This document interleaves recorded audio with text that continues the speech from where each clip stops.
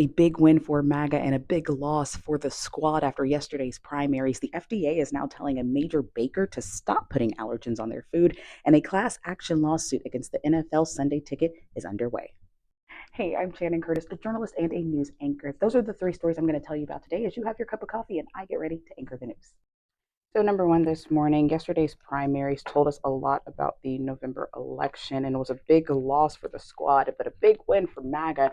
Lauren Boebert won her new district seat in Colorado, and Representative Jamal Bowman out of New York lost his primary to George Latimer, who's more of a pro Israel centralist. The New York primary really based a lot on everything that's happening in Gaza. No surprise there. Jamal Bowman has been a very vocal anti Israel voice in Congress. He has gone so far to even say that they have committed war crimes in the war, whereas the person who defeated him, George Latimer, definitely a little bit more pro Israel. Again, this is just like a big sign for what's to come in November. If you're already tired of election coverage, I'm so sorry because more is to come. Number two for this morning, the FDA is now warning Sara Lee to stop listing allergens on their food products when those things aren't actually in there. So apparently, Sara Lee, but not just them, Ora Wheat, Thomas, Inman's, and Ballpark the buns and the rolls that you often get, they're listing ingredients like sesame or even tree nuts on labels that don't actually contain those food products. So I guess it's one of those better safe than sorry kind of things.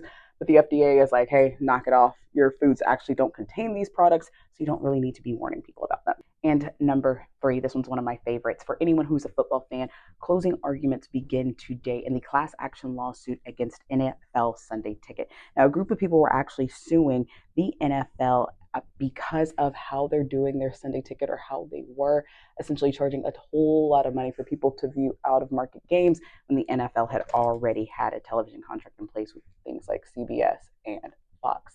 Closing arguments are today. Jury should be deliberating sometime pretty soon. But here's the interesting thing with this one. Even depending upon what the jury decides, the judge still has the final say. So the judge could essentially side with the NFL, even if the jury does not.